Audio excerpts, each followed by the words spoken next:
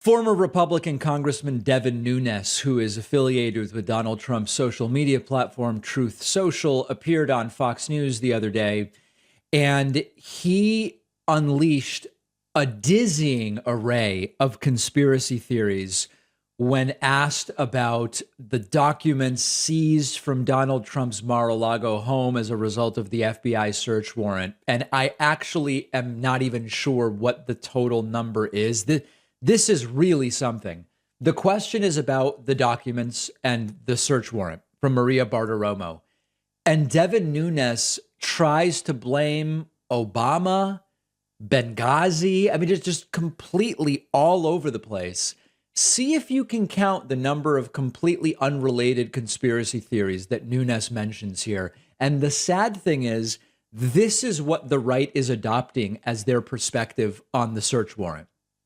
Obama, Benghazi, witch hunt, Robert Mueller, Fast and Furious, whatever. Check this out. Try to count them up. So Devin Nunes, you came out with the Nunes memo in 2018 and exposed all of them.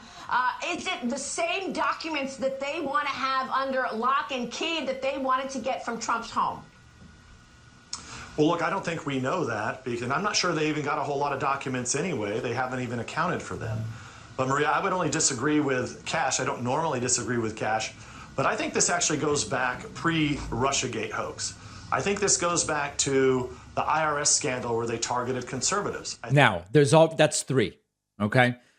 The current FBI search warrant is over stuff that Trump took home in 2021. It has nothing to do with the Russia hoax or the Russia probe. Number two, the Russia probe was not a hoax.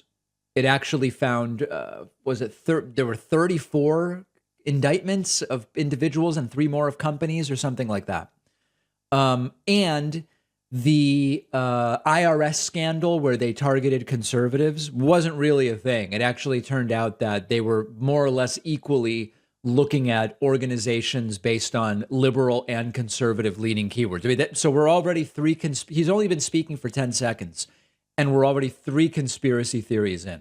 I think it goes back to Fast and Furious during the Obama administration, where they ran guns and tried to set people up. You remember, and innocent Americans ended up getting killed. Now, Fast and Furious was a program where federal agents allowed some guns to be sold and brought into Mexico so they could trace the weapons. And you can argue it was a bad idea, but it wasn't started under Obama. And it also has nothing whatsoever to do with what's happening with Donald Trump right now. It goes back to Benghazi. They got away with that. Now, they didn't get away with anything with Benghazi. Is this conspiracy theory 5 or 6 so far? No one got away with Benghazi. It wasn't something to get away with. It was a tragedy because people died. Hillary Clinton was investigated in a dozen hearings. She testified under oath for more than 8 hours, something Donald Trump has never done. And she was found not responsible. But again, what does it have to do with this search warrant? Nothing.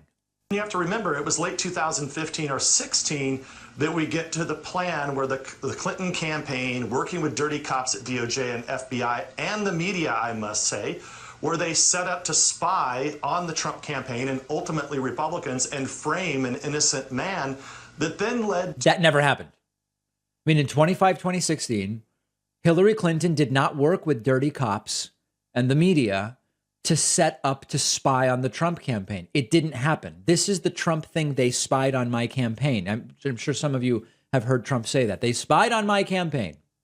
No. What happened was it's a huge indictment of the Trump campaign. What actually happened is that the Trump campaign in 2016 was regularly in contact with so many people under surveillance by the FBI that in surveilling their targets, the FBI stumbled across conversations with people in the Trump campaign. So like, I'm going to give you an example, right? Imagine that Joe Schmo is under FBI surveillance. Don Jr. then gets on the phone with Joe Schmo. So there's a recording of Joe Schmo's conversation with Don Jr. Don Jr. is incidental to the entire thing. It's Joe Schmo who's under surveillance. And because the Trump campaign in 2015, 2016 was in touch with so many people who were of interest to law enforcement, they ended up coincidentally on some signals intelligence. It's an insane story. But as Devin Nunes tells it, it's completely untrue. What? So that was the Russia hoax that then led to the Mueller witch hunt.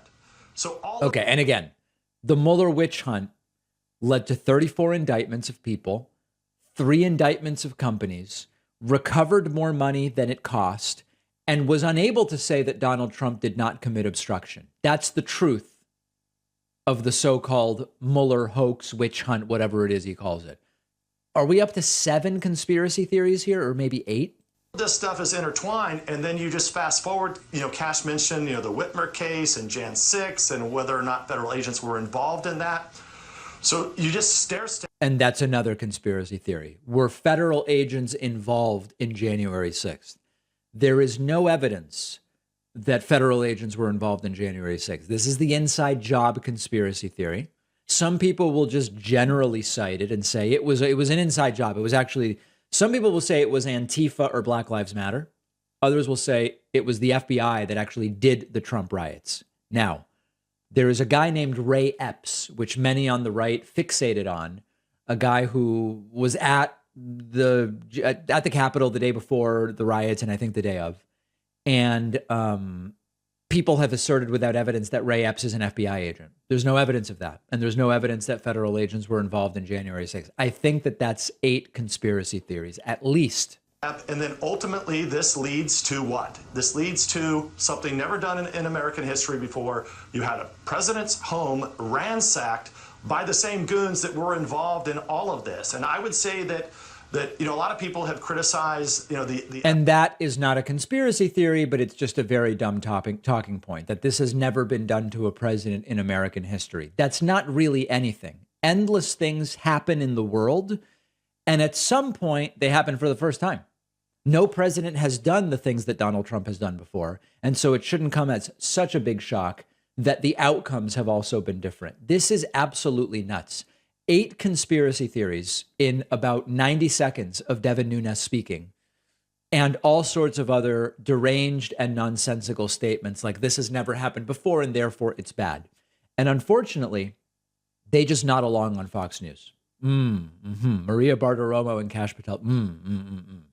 This stuff spreads like wildfire. We already saw it in interviews done with protesters outside Mar-a-Lago, repeating a lot of these same things. It's never been done before. What about Benghazi?